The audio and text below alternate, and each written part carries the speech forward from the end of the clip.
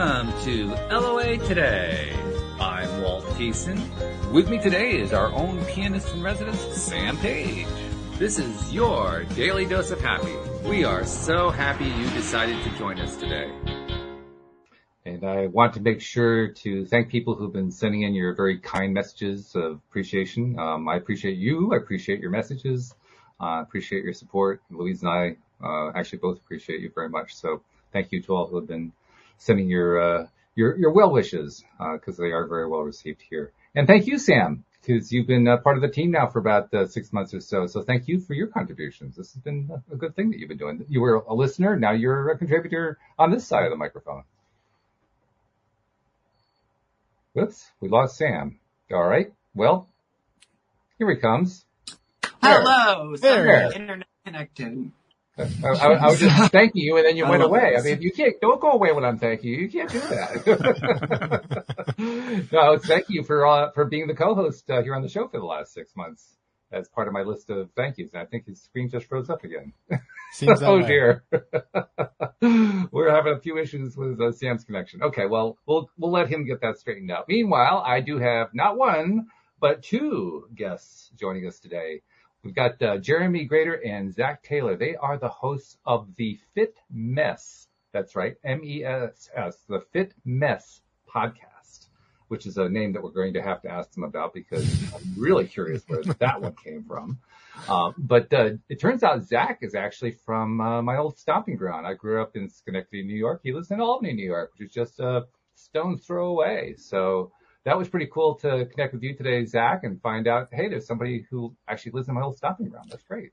I know. You asked me where I lived, and I was trying to figure out how much detail I should put into it because I don't normally do that. And I was trying to figure out, do I remember where Fort Hunter is? Like, oh, yeah, of course. Yeah, now I remember. But yeah, it's been a while since I've been there. Well, that's not true. I visited my uncle. My uncle just turned 106 this year. Wow. 106. And I went to visit him, for his son's, his son was only 75, for his son's birthday party, and, got to visit with him. And that's the Was it the usual clown and balloons as standard for the 75th birthday party? Actually, no. There was no clown. There was no balloons. It was in a park, actually. And Zach, you may know it, Central Park in Schenectady. Not Central Park, New York City. This is the little tiny version in Schenectady. Very different. But that's where we had the party. It was great. So that's the last time I've been to Schenectady. But before that, it was like decades. So yeah, it's been a while, just to say. Wow. And Jeremy, you're from British Columbia. A new Canadian. Yeah, I've only been in Canada for a little over a year now. Other than that, a year. Okay. Yeah, prior to that, I was in Seattle. I lived and grew up in the Seattle area my entire life. And my Wednesday co-host Jody Lynn lives in Alberta, so there's a Canada connection going on there. There we go. Yeah, cool stuff going on. So you guys, all right, I can't hold the suspense any longer. Where the heck does the Fit Mess come from? That's a great name. Well, it actually comes from my ex-wife. Okay. Interesting enough. Jeremy and I actually decided to do the podcast, and we had the concept and the idea of, being vulnerable and talking about our, mental and physical health and the struggle around, how hard it is to be healthy these days with all the other responsibilities that go on in life. And we were just kind of throwing around all these things, and we had used fit and we had used messy, describing it. And my ex walked by one day and just nonchalantly, just was like, why don't you just call it the Fit Mess? And continued walking. And Jeremy and I kind of looked at each other and went, that fits everything that we were trying to describe. So here you were, you've been working on it for hours on end, and your ex comes by and just kind of throws it aside and walks on by, and that was, okay. Yep. That's the way good ideas come. It's true. Exactly. Yeah. You think too hard about things and you overcomplicate it, and somebody else comes in and goes, hey, here's a real simple solution. And exactly. Turns out and meanwhile, you're doing the V8 moment. Oh my God, why didn't I think of that? Right. Yeah.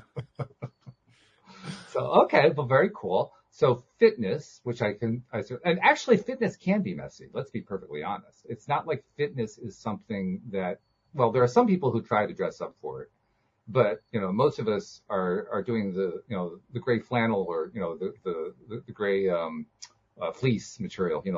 This isn't like, walking down the red carpet. So no, I was just doing my yoga in my Katy Perry t-shirt and my ancient black, shorts. Nothing fancy here. Right. So, I mean, it's messy, and yes. it's not like it's hard necessarily. Well, it is if you think it is. I think that's probably the one thing that holds you back more than anything else if you're not doing it. But it takes effort.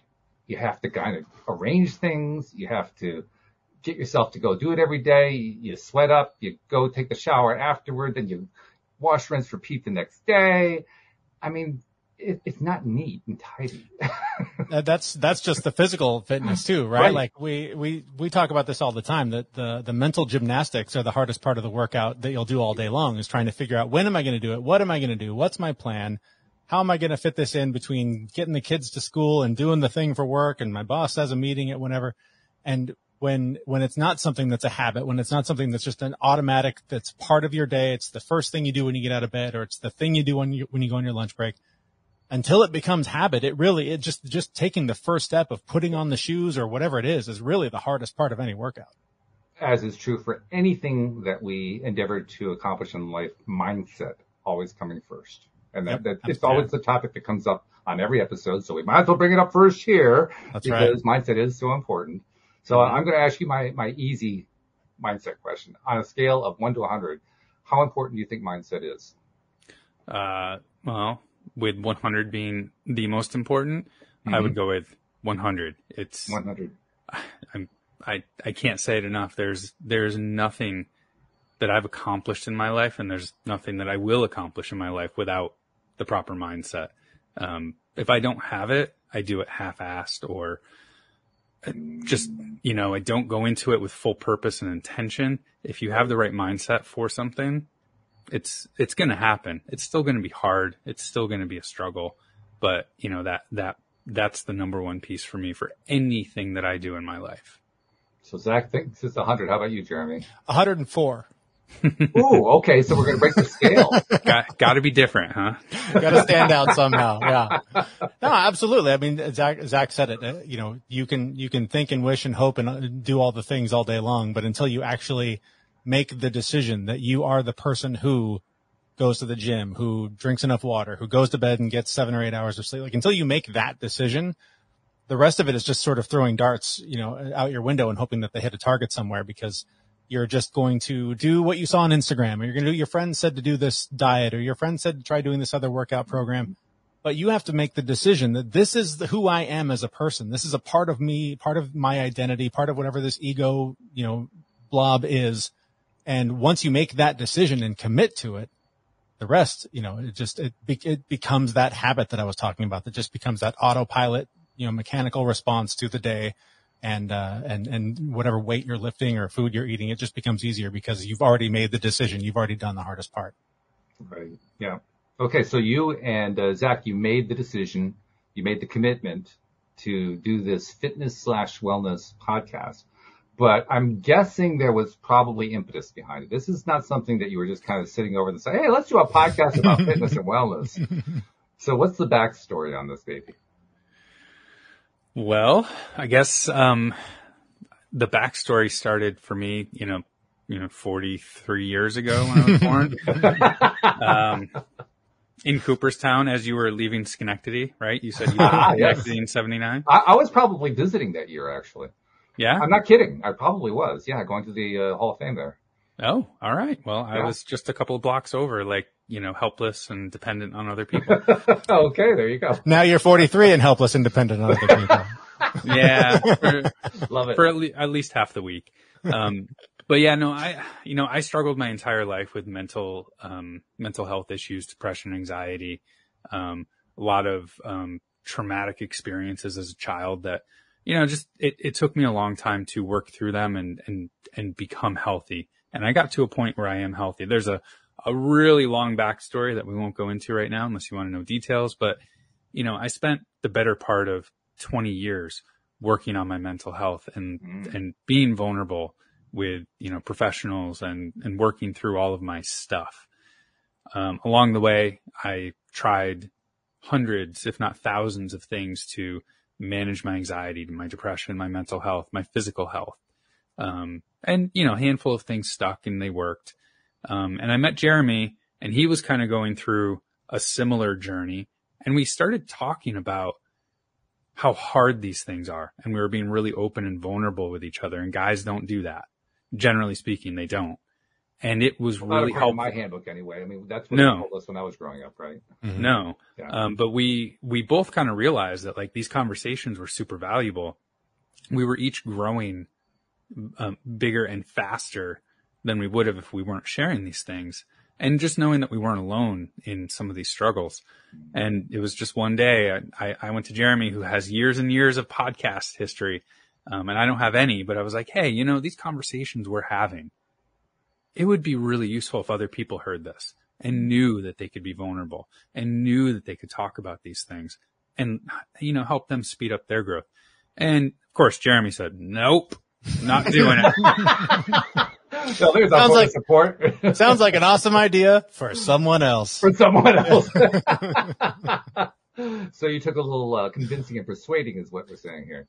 Well, yeah, because, I come from a news background, and so there's always got to be credentials. There's always got to be a degree, something hanging on the wall from the person that you're talking to, because that proves that they know a thing or two. And I kept going, I have no proof. I have no receipts that show that I know a thing or two. All I can do is talk about my experience. And I didn't see the value in that. And so I did, what I had learned to do at that point, and when I started doing a bunch of research and finding what are other podcasts in this space doing. And it turns out most of them were interviewing people that had things on their walls that said they knew a thing or two. Mm-hmm. And I said, well, that combined with our vulnerability and our openness and our struggle and our stories could make for an interesting podcast. So let's explore this. And, we got really lucky that a handful of people that we reached out to sort of on a whim to get launched were really big names in the space, and they agreed to come on. And when we sort of got their stamp of approval, I was like, okay, if they are cool with this, I can get on board. And so, yeah, from there, it's just been an absolute labor of love for the last, what are we on, year 4? Going on year 4? 4 years. And yeah, and then from there, when you start hearing from the audience, you start hearing from people that say, man, that really, the things you say changed my life. This person had a great perspective on whatever various form of trauma or whatever. When you hear from the people that you're trying to convince that they're not alone, that they find value in what you're sharing with them, it just stokes the flames to keep going and to keep doing it. Do you guys find it odd, like I do, that we do as a culture, as a society, look for credentials and we tend to ignore personal experience as if it doesn't really count? I mean, mm-hmm. I found that for quite some time. I remember struggling with the same concept, the same idea that you were struggling with when I first decided whether or not to go into business, let alone even do a podcast. Oh, yeah. And it bothered me for the longest time until it finally dawned on me, where do credentials come from? Well, they come from colleges, university. Yeah, but where did they get them from? Mm-hmm. Oh, yeah. And that's getting it from real life. Even that's that, right? You go to school and they give you a bunch of books to read, and then they prove that you read the books, and then they give you a piece of paper. And it's like, well, I don't need the proof that I read the books. I read the books. They're on my bookshelf. I remember them. I was there. I read and the guys who wrote the books, where did they get the information from? From somebody else who wrote books somewhere else. And somewhere along the line, there was some experience. Unfortunately, they aren't all ivory tower types. Some of them actually have some real world experience. And to me, that's the credential.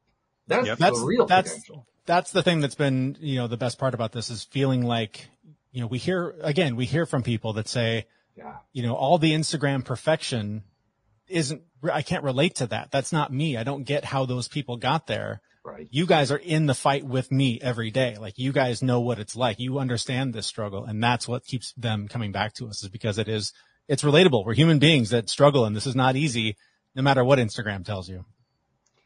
Interesting you should say that, because I have been feeling for quite some time that there is a shift that we as a culture are in the middle of. And by culture in this context, I mean the online culture.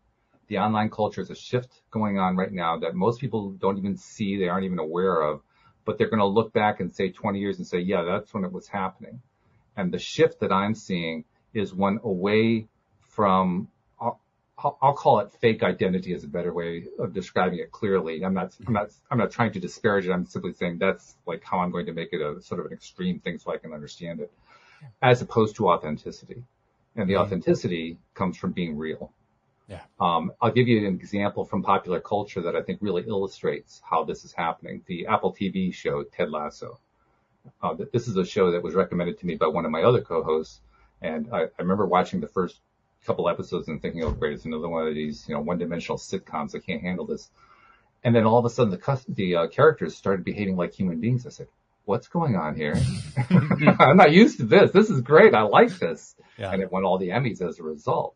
Yeah. But it won those Emmys. I mean, I've heard a lot of explanations about why that show is done well. I think it won those Emmys because people like the reality of it. It's what reality TV actually isn't.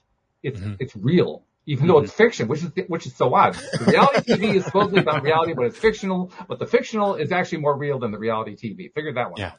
Yeah. It took me a long time to really figure this out, but like, hiding behind things and pretending everything is okay and pretending that you love everything in your life. You really kind of continue to spiral in those situations. It's when you really open up and you become vulnerable and you actually speak the reality of whatever situation you're in. Like the people you need to help you start to show up. And the things that you need start to appear. It's, call it woo woo or whatever. But like, I know for me, whenever I start speaking about these things and just making them known, like a person will come into my life who has skills in an area that I need help with. You can speak that kind of woo here all the time you want. I mean, seriously, we're used to the woo around here. I say woo woo in a very loving manner. I love it very dearly. But I use the word, some people don't quite go that way. But, when you talk about law of attraction, you're kind of in the space anyway. Right. You're kind of knee deep in it there. Yeah. Yeah. At that point, no point in drawing lines. Like, forget it.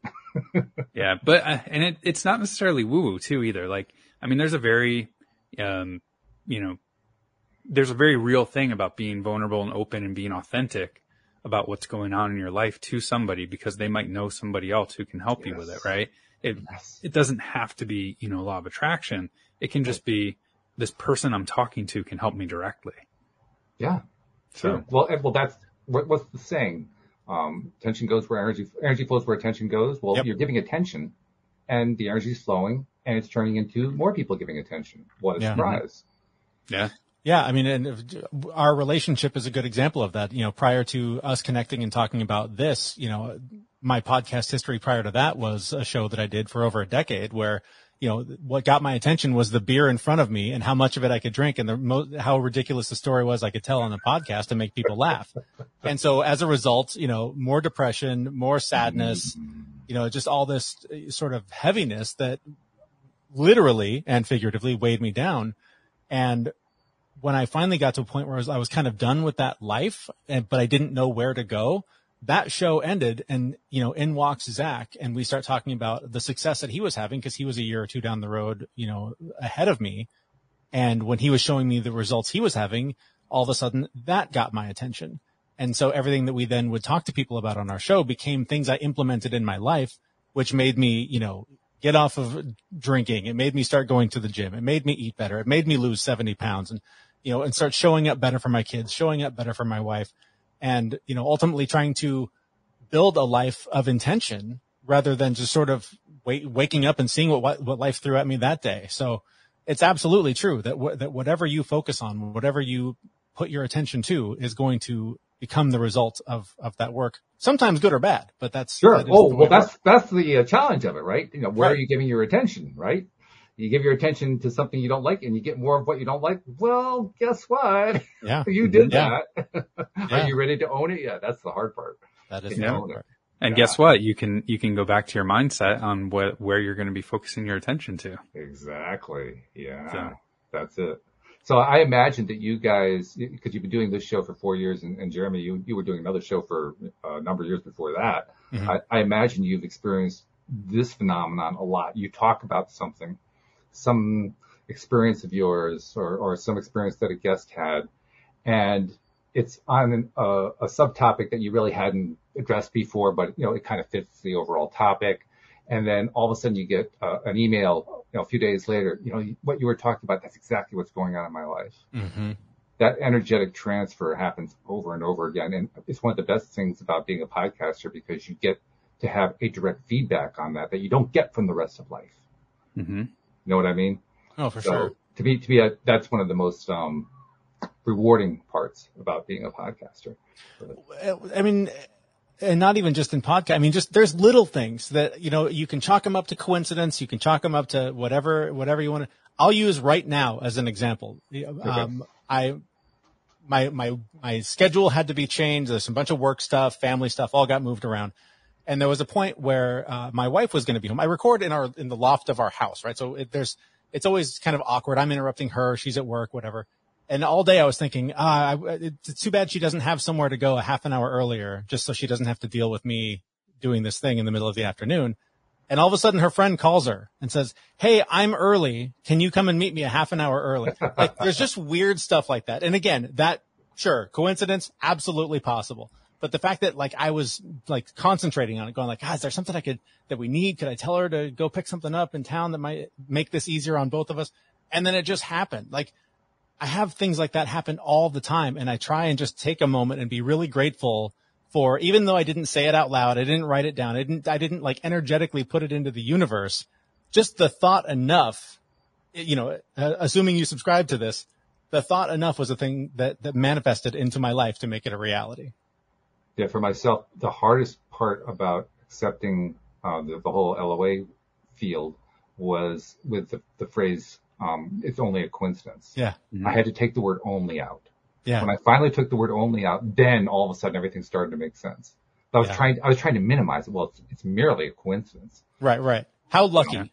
Yeah. How fortunate that just happened to go that way. Right. But how about, of course it's a coincidence. Everything is coincidental. Mm-hmm. Is there anything in life that is not coincidental? Please give me an example. This event happened completely separate from everything else in the world. Right. No, that's not the way it works.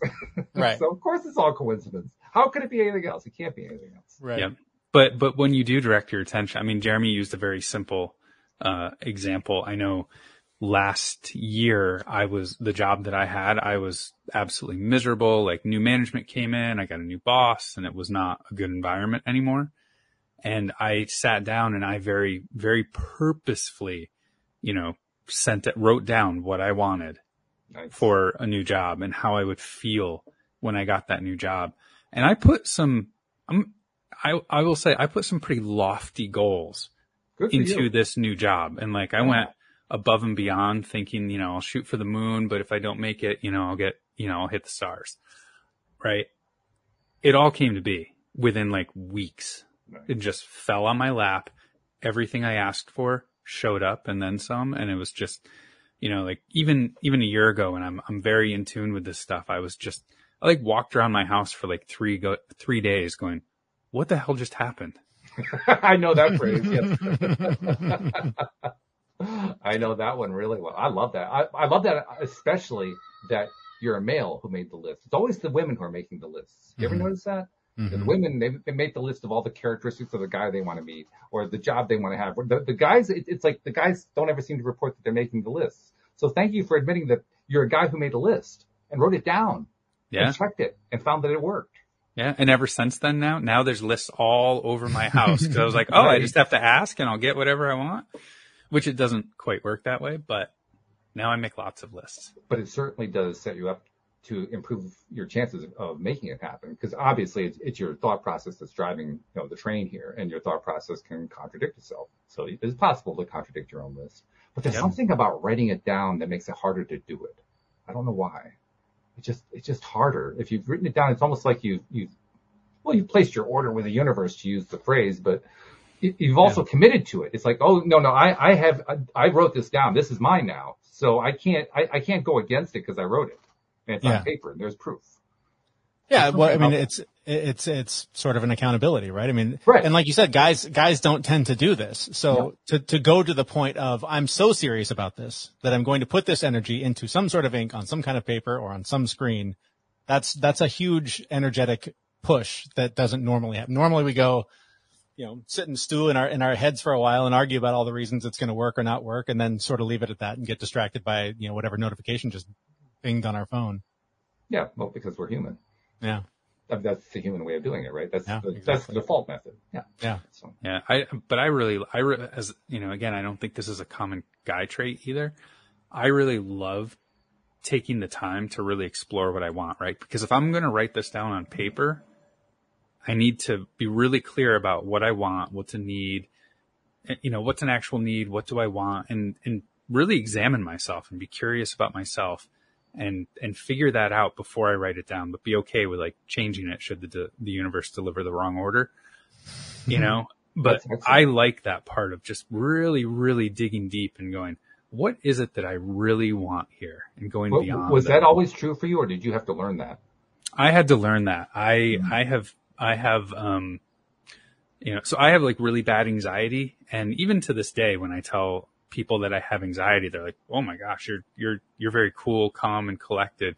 Like one of the calmest people I've ever met, because I've got, this mask that I wear all the time. Sure. And, but my thought process was also in that realm too. It was just, Spock from Star Trek was my idol. I wanted to just be logical, no emotions. And all of this new stuff is really, I don't know, probably 6 or 7 years ago, I realized that like I spent my whole life trying to be logical and deny emotions and deny that, path into the deeper recesses of my mind that I never wanted to go into. And I realized that I'm actually naturally like emotional. Like I have an emotional brain, a sensitive brain. So fortunately, I'm in a really good spot now because I actually have trained myself to be logical, and I can turn that on at a whim.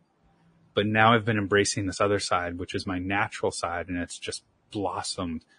Like I can't even explain how much it's blossomed. So now I can kind of flip flop between the two. But no, I was never like that until recently. And now it's just a whole new world for me. It's like my whole life has been black and white, and now it's like this vibrant color. Yes. You're like the audiences who saw the Wizard of Oz and saw color on the screen for the first time. Yeah. Yep. That's so cool. And you basically told my story, by the way.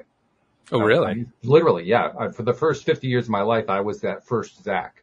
Yeah. And I went through the same kind of transition you did and became the second Zach in a sense. And you're right. There's something about going through that. I think there's something special actually about somebody who has lived a significant portion of their life with everything closed up, and then they opened up. It somehow makes it more dramatic, more apparent when you start experiencing the emotions and acknowledging them and feeling them and actually liking them and saying, this is actually good. It's cool. I'm enjoying it. Not what I was fearing it was going to be. I think it gives it more texture, more flavor when you come that way. Not that I recommend going that route. I think it's always very open, but I'm just saying there's something about that. I mean, there is. Yeah. That's my experience anyway. How about you, Jeremy? Did you have anything similar like that, or were you always like Mr. Open? Well, no. I think it's different though. I don't think that I ever really had room for logic. For me, I grew up in a house where alcoholism was an issue, and so as a result, as much as possible, stay small, stay out of the way, don't cause trouble, basically don't exist as much as possible. And so that was the lesson that I carried with me pretty much my entire life was that there was no room for me. Right. And I'm 6'3", pushing 200 pounds. Like I'm a big dude. I get it. I'm 6'8", and I was very. Oh my God. So yeah. So I know exactly what it's like to hide. Yeah. There's something about being the biggest guy in the room that makes you feel like you have to suddenly become the smallest guy in the room. And then when on top of that, the emotional conditioning you have is if you speak up, there will be problems. I went to a high school reunion a couple years ago, and the most popular girl in the class was standing next to me during the photo, and she looks up and she says, "I don't remember you being that tall." I mean, there's an example of it right there. Because you walk around hunched, you hide in the corner, you don't go to the dance, you don't do all the things. So yeah, totally. Yep. So no, I've definitely always been very aware of my feelings, but I've never let them breathe because they were not welcome, either because that was what I believed or that's what I overheard in some way. So that's definitely something that I've had to adjust to just on this journey that has been, the better part of the last 10 years. And to sort of get back to what you guys were talking about in terms of, sort of manifesting from a place of feeling, that has been the biggest sort of awakening for me in this space is that, you always hear, like someone always will say something like, oh, well, if you can just manifest whatever you want, why don't you just go manifest a lottery ticket win? Because it's not about the thing. It's about the feeling that will happen as a result of the thing that you need to happen. So when you go into whatever it is that you desire, whatever's missing from your life with the existing gratitude for what whatever the feeling is that you will have that will be created by this change in your life, that's when the magnetic attraction starts to happen, because you're telling the universe, this is how it will feel for you and me, universe. We are connected. This is how we will feel together if this happens. And so you can't just manifest lottery tickets. You have to realize what it will feel like. And then even that will spark the action that you need to take to create that reality. So if it's, I need a better job, whatever it is, then all of a sudden you update your resume and you put it on LinkedIn or whatever. But you do these small things to make these things happen and make it easier for the universe to deliver the proper meal that you ordered when you wrote it down. I love the way you said that, because that is one of the key items, the key elements that often gets left out in people's understanding, that you need to feel it. That feeling really is the secret to the whole thing, as Neville Goddard said. That the feeling of it, and it isn't that the feeling is doing the manifesting. The feeling, the way I like to describe it is, if you're driving the car, feeling is the gas pedal. That's how you apply the power to it. You still have to turn on the engine, you still have to steer the car, but you have to give it some power so you can get there. Yeah, that's a great analogy. Yeah, that's the way I like to think of it too. So you guys started this podcast. You got the difficult name figured out, so that was good. And you already had your background, so that was good. You started getting some top guests in, that was good. But what keeps you going? Because I'm curious to know if your answer is similar to mine. Because I did my first few hundred shows about law of attraction. I pretty much covered it. Okay, what am I going to do now? Right. So what happened with you guys on that one? So there's a couple of things. I think, one, every time we talk to, for me selfishly, every time we talk to a guest, it's like a one-on-one session that I can ask whatever I want, and I get that time with them. And then I walk away very energized about what we just talked about. And if it's something that I had done and I've been lacking on, I pick it back up. Or if it's something I've never tried, I'll, try it for the first time.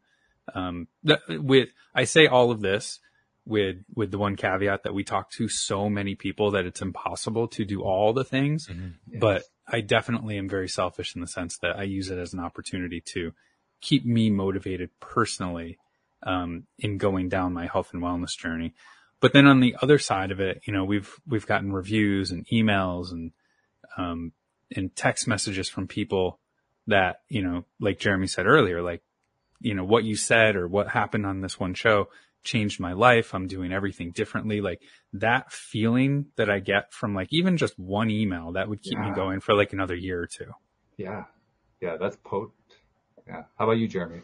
Yeah, it's the same. And I heard you say that, it's like an addiction that you don't need rehab for, right? Like it's this thing that it just makes you feel good to do it. And like Zach said, it's one-on-one with world-class experts, people that do have the thing on the wall, right? They've studied the thing. They've read all the books. I don't have to read those 30 books. They're going to summarize it for me in an hour, and I can pick their brain on how to make it work. And I think similar to what you were saying, Zach, is just, it's accountability. If I show up on the microphone every week and tell people all you got to do is, and meanwhile I'm on the couch eating mac and cheese with Doritos in it or something, like, I'm a fraud and I'm going to feel horrible about it as a human being. And I'm going to, like, whatever existing imposter syndrome is just going to be completely amplified. So it's an incredible accountability tool, just, functionally, but it's also just, it's an education. It's a way to connect with people that need the connection. And, I think that any way we can do that, the more that we sort of drift apart as people, even if it is online and you're hearing me from 6 months ago or whatever, just creating more connection with people can only do good. Boy, I love that. That's absolutely true, because connection does make everything better in every aspect of our lives. In fact, we're kind of touching here on another one of my favorite topics. I'm going to bring it up to get your guys' perspective on it. I personally believe that, yes, mindset totally is the first step. And I love the fact that you guys chimed in on that as well. To me, there are two key factors that help determine that, well, actually together, they combine together to completely determine whether or not we're going to be successful with anything in our lives. If it's, losing weight, improving our health, getting the better job, starting a business, whatever it is. I don't care what it is, getting into the best school, anything that's on your list. There are two things that really drive it, in my opinion, and I'm curious to know what your take is. The first is self-confidence. Self-confidence, self-love, self-esteem. How much do you qualify on that scale for yourself? And how real are you with yourself? I say that because particularly for myself in my teens, 20s, 30s, I really wasn't as honest with myself as I could have been. I thought I was. It's not like I was deliberately lying to myself, but as I look back, I realized I was kind of trying to talk myself into something that wasn't really there, that I really wasn't feeling, because everybody else was confident, so I had to be confident. It was like I was trying to meet somebody else's standards. So that was one piece of it. And the other piece of it is what I call social connectedness. Who are you connected to in your life? And that goes back to the point you guys were just making about how connected you are to people and how valuable, as you said, Jeremy, how valuable those connections are. To me, that's the magic formula. Self-confidence combined with social connectedness. So that's my approach to how do you decide how to become most successful with whatever you want in your life. But do you guys have a formula of your own? I don't know as if I have a formula of my own for that. I can speak to the self-confidence part. I think that is, you're right. I mean, that is huge. I think the definition of self-confidence is the piece that I really want to, touch on, because it's, we're all afraid of things. We all come across something that, you're going to be afraid to do, or it's going to trigger something in you. Self-confidence for me anyway is, having the thought or impression that I can go do this regardless of the fear or adversity that I am actually going to be up against. And it's real, to say, you know what, I'm afraid, but I'm going to do it anyway. There's adversity. There's a big mountain to climb here. I'm going to do it anyway. Just knowing that it's going to be a struggle, and that you're going to have to do it piece by piece. So absolutely agree. Confidence is a huge, huge thing for any of this, but knowing that your confidence can be shaken, and there's, confidence comes with fear. Confidence comes with adversity, and you have to learn how to just push through that and keep doing it and believe in yourself. So I just wanted to speak to that definition of what confidence is to me. I like that. Because in anything that we do, we're going to be afraid. There's going to be mountains to climb, and you just got to push through anyway. And to me, the social connectedness is what helps to address that second part you just named. How do you push through? Well, your connectedness helps you do that. Your people who you're closest to, they're your coaches. They're your cheering section. Come on, you can do it, Zach. I know you can do it. Yeah. That's what helps you get through it. So, Absolutely. Jeremy, sorry, go ahead. I interrupted you. I was just going to say, I don't remember what movie it was, and maybe it's even a more famous quote than whatever movie I saw it in, but, the term bravery sums it up. Bravery is being afraid and doing it anyways, right? Like that's what it comes down to. And, facing that mountain and all those things. Ryan Holiday is my favorite writer, and, just hit the title of his book, The Obstacle is the Way, changed my life. The book is incredible, but just the title alone is something that I think at least once a day there will be something difficult, something scary, and that means I absolutely need to do it. But there's also with that, not only self-confidence, but self-awareness. And I like to use this analogy all the time because I know it bugs Zach. When it comes to, you're close when the other guy is saying, well, I know it bugs him, so I'm going to say it. So I'm going to say it anyways. That's bravery. Yeah, right. That too. It's amusement parks. I had a fear of rides my entire life. There's no way that is something I checked off the list. I'm never going to do it. And one weekend, Zach dragged me down to Disneyland and forced me to get on a bunch of rides. And it turned out I had a pretty good time. But I know my limits, right? There are feelings that some rides create that I do not want to allow. I have no room for it in my body. It's not fun. It stops being an enjoyable experience. So I have enough self-awareness now that there will be some rides that I'll face and go, this is a fear. I should overcome this fear. This is a perfectly safe thing. It's not going to create that feeling that I don't like. Get over your fear and go do it. And when I do it, I'm super proud of myself. I add it to the pile of evidence that I usually ignore that says I can do hard things. And when I don't do it, it becomes the giant, thing hanging in front of my face that reminds me that I gave up. I didn't try. I should have learned the lesson. And that weighs so much more heavily on my mind than the small victories of I did the thing that was scary. And so you have to just keep stacking that list bigger and bigger and bigger. And this, I'm dealing with this with my daughter. My 7-year-old daughter has just this incredible anxiety. And I never I talked to my therapist about this yesterday. I was like, I don't know how to relate to her because she's so scared of anything new and she freezes and just shuts down and cries. And I don't know how to get to prove to her that every time you do these things, I tell you, you're going to have a blast, and then you have a blast and you go, yeah, you were right. And my therapist said, yeah, she sounds exactly like you. What do you mean you don't know what to do? She's you. What are you talking about? And he's right. There's just all these things that we can't seem to learn the lessons because we don't make room for the wins. We only pay attention to the failures and the shortcomings because somehow they carry more weight and sort of prove that story that you tell yourself that you're not worthy, you're not good enough, you're not whatever. So it's really, really hard for me. So self-confidence is something that I lack to this day. And it's something that is definitely, a daily struggle for me. How interesting though that you've decided to select regrets as your counterbalance, so to speak. You don't want to have those regrets. How did you say it? If it weighs on you, it just hangs over you. So yeah. You've made regrets into something. I definitely don't want that. And that's how I'm going to justify doing this other thing that makes me uncomfortable. Yeah, because, and this is the lesson I've told my older daughter for 11 years now, is that almost 100% of the time you will regret the thing you didn't do more than the thing you did that went badly. And of course, it's also one of those things you have to actually experience before you believe it, but it's true. It really is true. Yeah. Yeah. Do you have a similar formula, Zach? Something that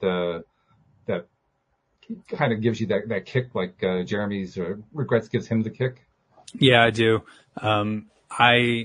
This was something I learned from a therapist a long time ago. Every time I have like those moments of I can't do that, or I have a self-confidence issue, I look for evidence in my past that shows me that what I'm thinking is true.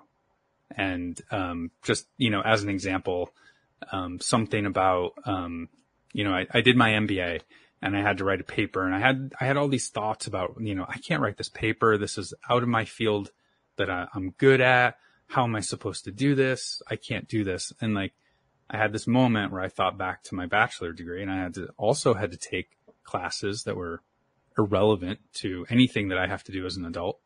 And I wrote papers for that class too, right? Mm-hmm. So just something similar in the past that I will look back to and say, look, there's evidence that you can do that. Look, there's evidence that you were afraid and you did it anyway and it worked out well. Look, there's evidence that you are kind of smart and you are successful and you can do that. It's going to work over here. So that's kind of my approach. I live on the anxiety side. I'm, the way a professional put it to me, she was like, here's the top of the chart for anxiety and you are way up here. Lovely. So I'm constantly, having the thoughts of what if, and fear of failure and things like that. So that's my trick, is I just always look back at all of my old wins and I say, look, there, you can do that. There's proof in the past that you can do this. And then I go forward and usually do the thing.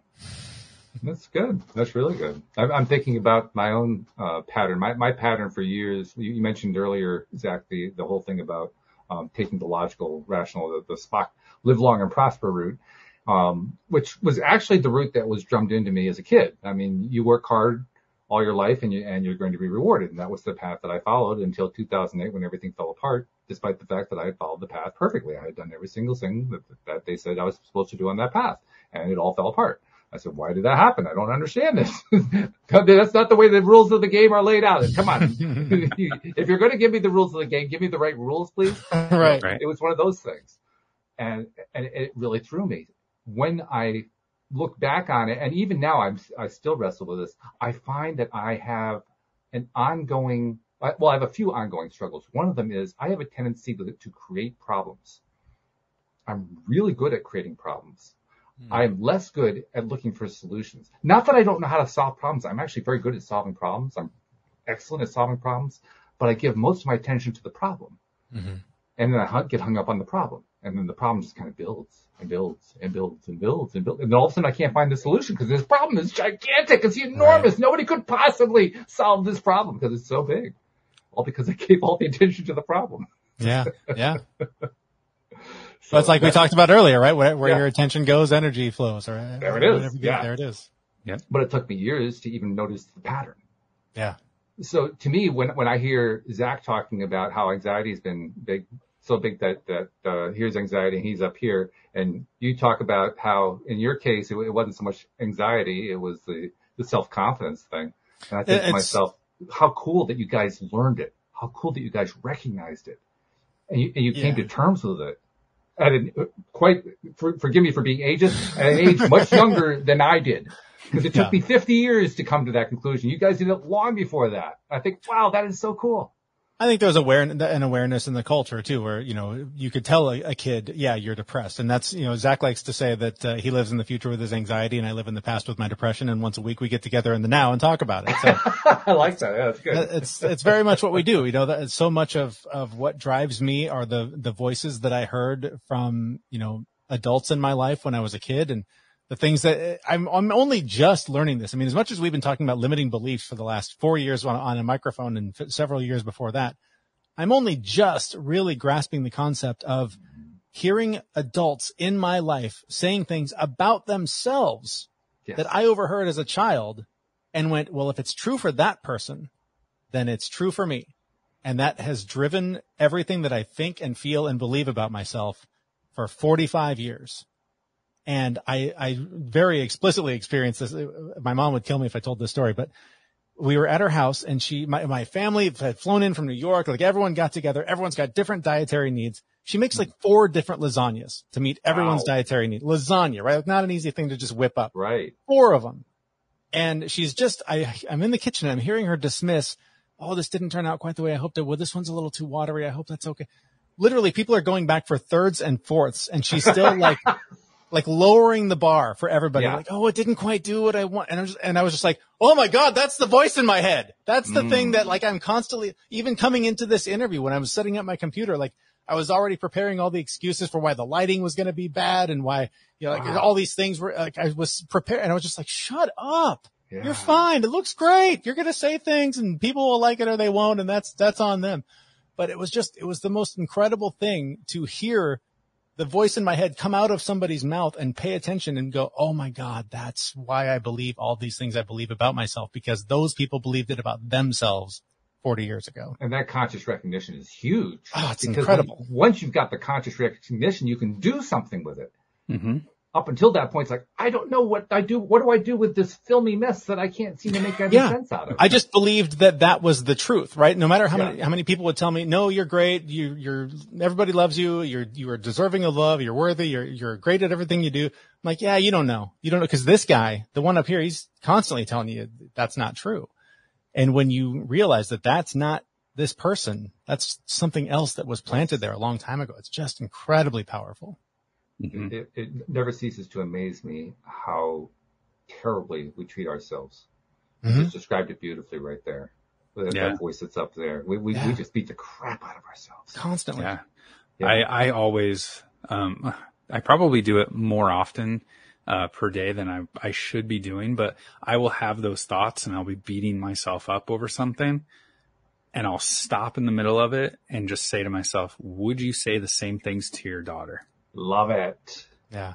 And if the answer is no, then it's like, okay, self-compassion, love yourself, you're fine, this and that. And I guess it depends on the day, because every now and again I want to say some of those things to my daughter, but I don't. But I it's amazing like how many times I stop myself in the day and hear the thoughts and say, nope, would you say that? No. Okay. And interrupt that programming that's been there since I was a kid. Do you guys do what I do to notice that I'm doing that and stop and try to replace it with something reinforcing rather than, affirmative and positive rather than beating yourself up? Like, okay, I just beat myself about something. How can I turn that into something else? Do you ever try doing anything like that? This has come up on our show. A few experts have been suggesting that lately. I haven't quite gotten there. I've just gotten to the point where one of our guests on a show that's coming up in a few weeks, actually, he was the one that said, when you hear that voice, just picture, I don't know, like Superman, somebody. It's your roommate. It's somebody literally sitting in the chair next to you. Get that voice out of your head and put it in them and tell them to stop talking. Just tell them to be quiet. And so I'm just getting to the point where I can recognize it soon enough to take it out of my head and tell it to be quiet. I haven't quite gotten to the, okay, now reach into the basket of positive thoughts and plug it in. So I'm just trying to celebrate the win of being able to go, okay, well, that's good. Not true. Be quiet. Go away. No, that's great. I love that. Yeah. What I can tell you happens when you finally try it for the first time to actually replace the thought with something more positive and affirmative and reassuring and reaffirming is it shocks the system. Mm-hmm. The cognitive dissonance goes on, and all of a sudden your brain says, well, that can't be true, and it tries to knock it out. And you say, well, yeah, actually it is true, and it knocks it back in. And it's like the tennis match starts playing.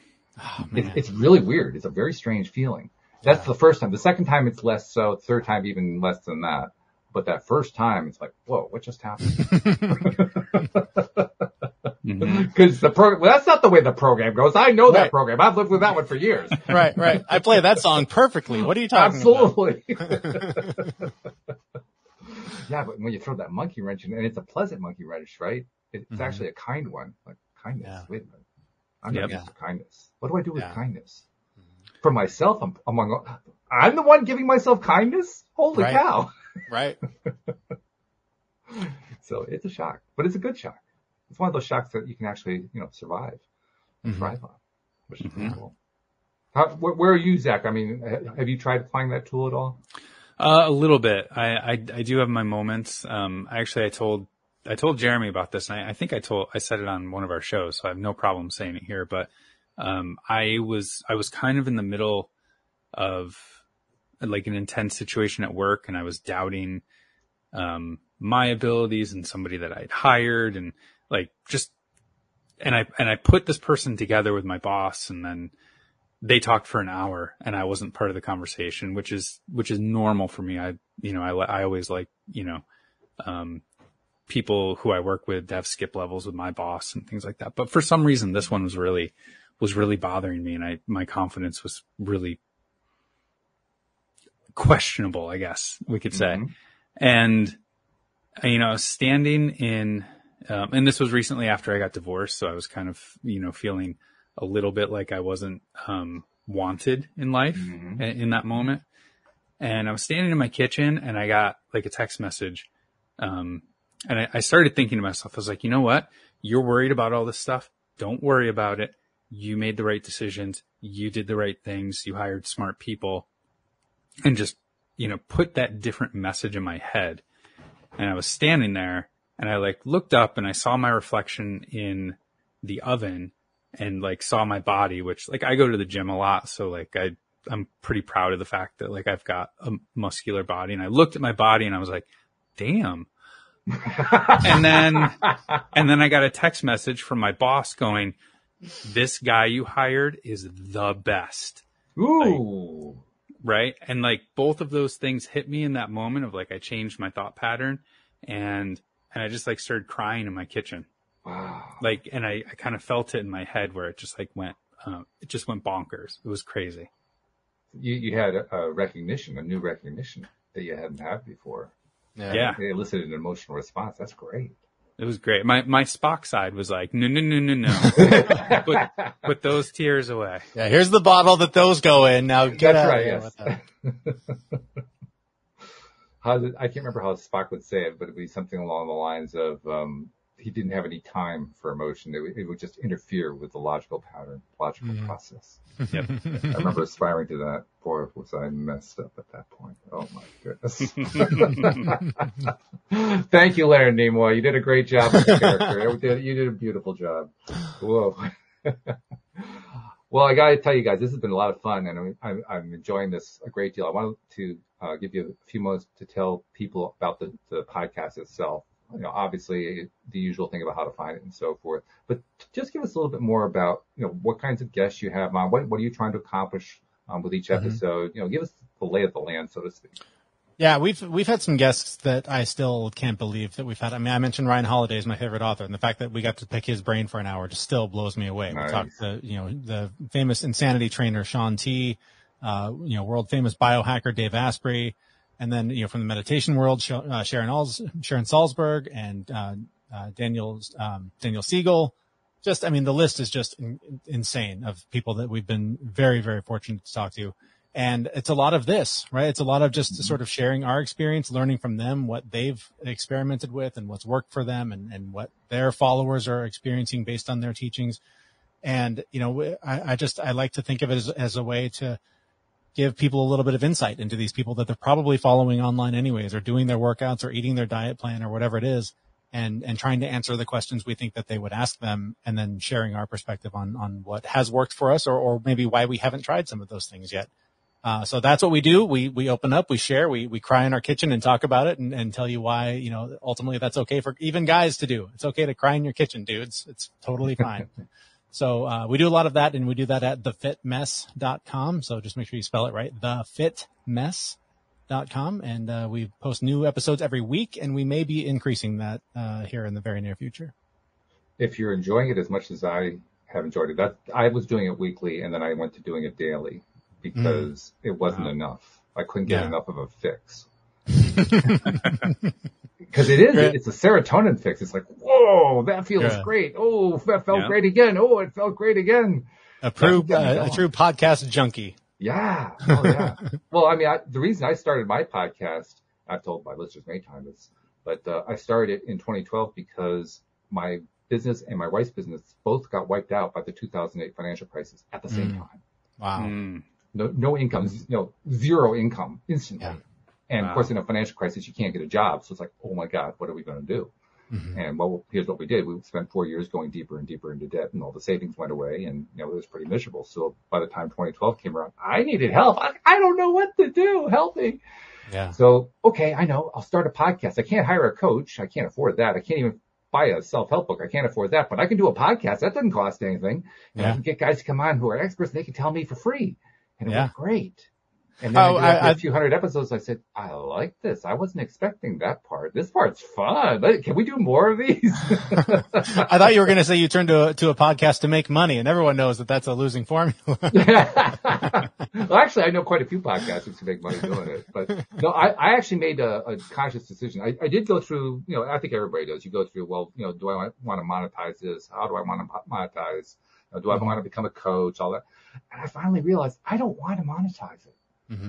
I mean, if money comes in, great. I will certainly appreciate it and receive it and all that. But I don't want to spoil it. To me, if I turn it into a business model, that spoils it. Yeah. I saw that with my wife. My wife, loves gardening, and I run her gardening business for her now. She's actually retired from it. And it actually burned her out running the business side of it, to the point where she lost her love of gardening. It wasn't until she actually retired that she found the love of gardening again, because she didn't have to do it as a business. Right. Now that happens all the time. My wife she knows tons of people in the art community. Same thing. Like once it becomes a job, it stops being a creative, fun outlet. So that's definitely a reality in this space too. Yeah. So that's why I decided consciously not to make it into a business. And I'm glad I did, because this is like my energy fix every day. That's awesome. Talking to guys like you like this is just, I'll be buzzing after this for like the next few hours just because. That's awesome. Same here. Yeah. And you probably get the same thing when you do your podcast, right? Oh, absolutely. Yeah. And you start spinning again. The story starts going in your head of, okay, how do I do more of that? How do I bring that into my life? How do I feel like this all the time? Yeah. Yeah. Well, that's the goal. That's the real goal. That's the true abundance. They talk about abundance. That's abundance. Yeah. When you're living day to day with joy, that's abundance. I don't care what's going on physically in your life. Yeah. That's the real abundance. Absolutely. Yeah. So Zach, thank you very much for, sharing a geographical space with me, and then coming on to share a virtual space here on the show. Yeah. And, Jeremy, the same with you. And I wish you guys all the best of luck and happiness and joy with the Fit Mess podcast. Just keep doing it, guys. Thank you. And thank you, Sam, for your contribution. Yeah, unfortunately, Sam's had a lot of trouble with internet connections, and we thought we had it ironed out. No worries. It happens to the best of us. No worries. We'll get it next time. We'll get it straight out. One of these times it'll just be perfect from that point on. It'll be good. But that's right. It's like our first episode. But the first episode of LOA Today was, now we're live here on LOA Today. Right. That's the way it all started. Right? Yeah, that's so funny. All right, guys. Oh, and one other thing I got to do too. I've been making a process of doing this on a regular basis, and I didn't want to skip it today, especially in this case. You guys, as podcasters, reach lots and lots of people like we do here on this show. You reach people that you'll never meet, you'll never see. You touch their lives. You give them ideas they haven't thought of. You give them perspectives that they never even looked at before. You help them in ways that you'll never know about. And you should be thanked for that. So on their behalf, thank you for what you do. Thank you for what you're continuing to do with your podcast. And I hope you just keep doing it for the rest of your lives, because you are giving great gifts to society by doing it. Well, thank you for that. I'm going to take that clip and I'm just going to play it over and over and over again. And there you go. Computer for the rest of the day. I love it. I love it. Yes. Another win. This is great stuff. You can use that line to replace all of your other thoughts. Exactly. That'll be my new positive messaging. There we go. Yes. I love that. Excellent. Just put it in your own voice. It's more effective that way. True. Yeah. So thank you guys very much. Thank you to our podcast listeners everywhere. We will see you all next time here on LOA Today. Goodbye, everybody.